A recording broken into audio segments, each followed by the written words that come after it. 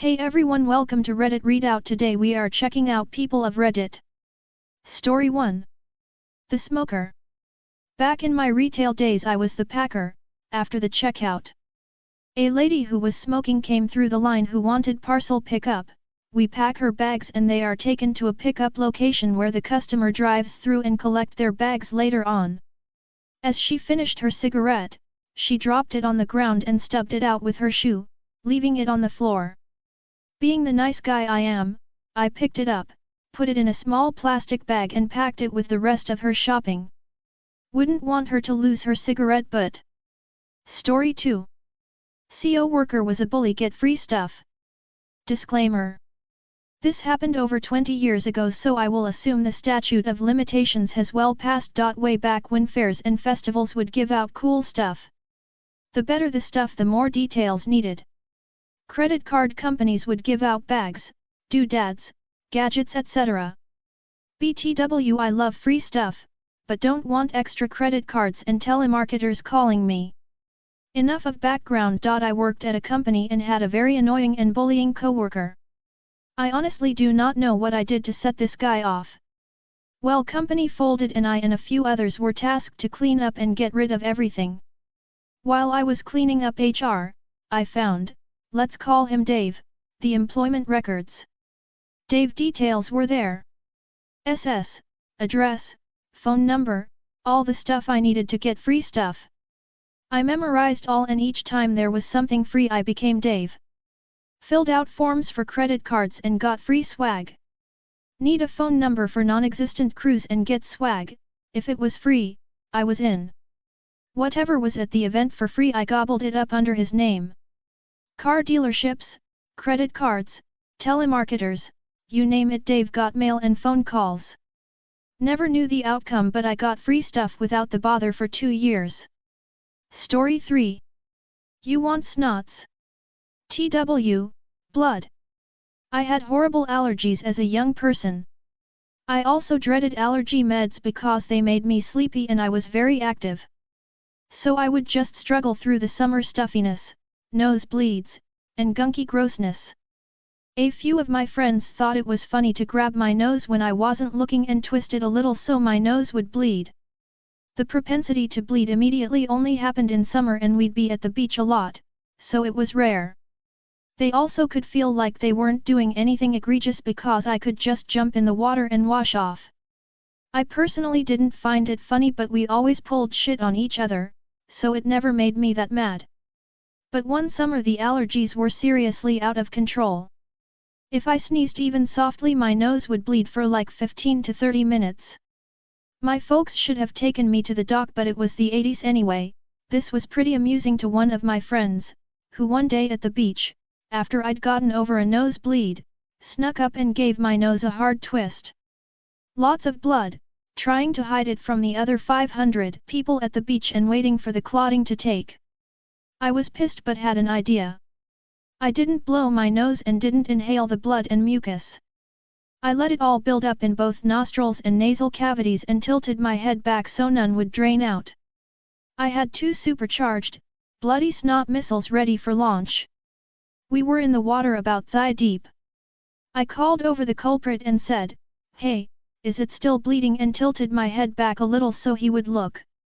I was quite a bit taller, and the angle was perfect. As soon as he moved his face into the death zone, I blew with everything I had. I covered his face in ropey, bloody, tentacles and gobs of mucousy disgustingness. Revenge achieved. I'm sorry this is so gross, but the revenge was most petty. Story 4. Customer demands American price in Canada. This happened to my ex-husband, about 2 years ago at an American-owned craft store that had locations in Canada. Let's call the store Mikey's. I worked there as a stocker but was trained on cash for when it gets busy. A lot of stock would come in with American pricing also on the product. Staff had to pull off the American price, but sometimes it got missed. So Ed is on cash and is ringing up an entitled customer's EC purchases. EC customer notices that what is being rung up is Canadian pricing. She starts a scene demanding American pricing. apologizes and explains the tag was meant to be removed. EC is not having it and at this point is creating quite a scene at the front cash. Then tells her fine, he will adjust the pricing, and he rings it all up again. EC at this point is looking smug and is all puffed up with her win. Cue petty revenge.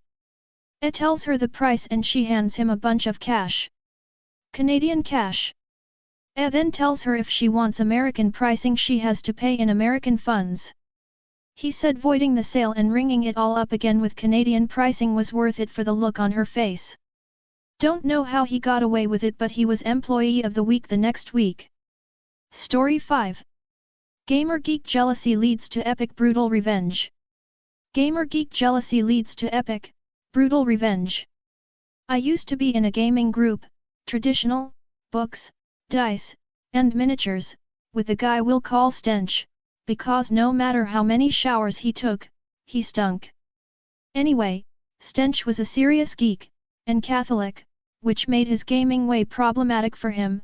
He was in his 20s, a virgin, living with his parents, completely under their control. He also had several small circles of friends, 99% online, which were absolutely never allowed to intersect. Well, I stopped by one day to borrow a book. He was on the phone with a girl from one of those other groups. She heard me, liked my voice, and browbeat him into giving me the phone. We hit it off, talking frequently, then every night, eventually doing over the phone roleplay, not even close to sexual. As things usually happen, she slipped and told Stench what we'd been doing. He lost his shit. She informed me that he had contacted our weekly game master, my then best friend, who approved that anything Stench did was canon, official, in our weekly game. This meant that any retribution I chose to inflict was also canon, in-game. He did this knowing full well what a vindictive, very imaginative, complete xenophobitch I am. Oh. Shit. Our DM was a malicious fucker. Stench had cursed the character I was using, one I'd been using for a long time, whom I'd put a lot of work into, with some utterly disgusting and horrific diseases, utterly incurable. So, I contacted a very old friend, and hired his character that he'd been running since the late 70s, this was 97-ish, to do a hit job. See, Stench would only play a special race of lawful good winged elves called Avariels. In our campaign universe, he had protected them by having them develop on their own world, which was then deposited into a pocket dimension which only Avariels could access. The plan played out thus. My hired elven wizard has a spelljammer ship. He uses a time travel spell to go back to the dawn of the Avariel race, before they crawled out of the muck. Before their planet was in its pocket dimension. He takes the ship in very close to the system's primary, i.e., their sun, and cast a compound spell, enlarge, haste, age to destruction, aka, supernova, on the star, then time travel reversed back to when he'd left. I then called up the lady and told her what I'd done, with a message to pass along to Stench. I wiped out the Avariels so completely, not even their gods are around to mourn their passing. He called me up the next day, screaming and crying, saying he was going to come to my house, kick the door down, and burn it down. I reminded him that he's seen me shoot, I'm ex-army infantry, and that I thought Catholics frowned on suicide, then I hung up. I called up our DM, told him what I'd done, he was even impressed with my brutality, and verified that it was canon. It was. This deleted not only Stench's characters, but every action they'd ever committed. Let's just say several favorite characters who died due to Stench's blunders came back, among other effects. He was also forbidden to use that race ever again, as they were wiped from existence, and only my character remembered them, and there was no way I was going to wish them back into existence. Stench rage quit the group and never spoke to any of us ever again. Unfortunately, his buddy in another state, who was supposed to be reloading my rifle ammo, instead sold my brass, so, as revenge for that, I took some gay porn VHS tapes my mom's then BF had salvaged from his job as maintenance at an apartment complex, boxed them up with a bow, drove down to where Stench's buddy lived, and mailed the box to Stench, /show his hyper-Catholic parents, with a note that said we had a little tiff and broke up, so I thought Stench would want these back. Yes, I'm an asshole. Story 6. Hog the armrest and more. Enjoy everyone's worst nightmare on a flight. Long-time lurker, first-time poster. I'm English and a stickler for spelling, punctuation, and grammar, so if autocorrect does me dirty on anything then I apologize in advance. Also posting from mobile, so hope I've seen enough. Story 7. Standing up for myself. When I was in college, we had a bar within walking distance we would frequent. One night, I go up to the bar to order a drink. There's a lovely girl, who I instantly wanted to talk to. I broke the ice and I offered to buy her a drink, but the catch was she had to dance with me for one song. She eagerly said yes and we were off to a great start. Until we turn around, drinks in hand, and take one step toward the dance floor. She sees some other dude, gets excited, and hugs him. I wait for a minute but it seems like I'm already forgotten.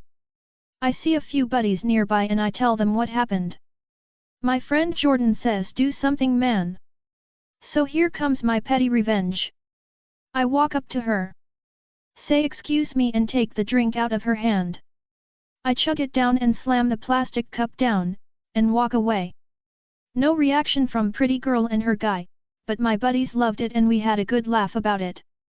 Story 8. Signed up for spam calls because corporate pissed off our entire clientele. So this isn't my revenge story. This is about me, currently experiencing somebody else's revenge, but honestly I gotta respect it. Especially because it's fucking funny.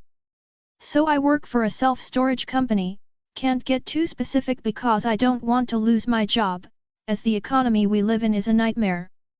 Basically, my job is to sit behind a desk, answer the phone, give people tours, and watch security cameras. Occasionally sweep the building, you know, all that jazz. In October, corporate sent out a mass email, telling every single tenant, that they would be required to have some form of rental insurance/homeowner's insurance for their storage unit, or otherwise they would be enrolled in our tenant protection program. They stress that you absolutely must not refer to it as insurance to the tenants. Because it's not insurance. It's a flat rate payout based on how much money you put in. I can't get any more specific than that for fear of giving away the company. So many tenants have been calling us, upset with the change, for the better part of the last month and a half, which is totally understandable, because the protection plan is bullshit, but I am literally just here to answer the phone. So I feed them the script I am given, express what sympathy I can, and continue with my day. Today, I show up, and I am informed that someone has signed the storage facility's phone numbers up for multiple insurance spam calls. Literally amazing. I laughed when my manager told me. He was less amused, but I can't help but admire the creativity. The phone has been ringing every 5 to 10 minutes, and we will get 3 to 4 calls in a row in these short bursts. We have to answer every single one to make sure it's not a tenant. Is it a little annoying to me? Yes, but is going to be very annoying to corporate, who is now trying to get the phone numbers off all these spam lists. Shout out to the tenant who did this, I respect your energy. Even if I have to listen to the phone ring all day. That's all for today. Please don't forget to like and subscribe.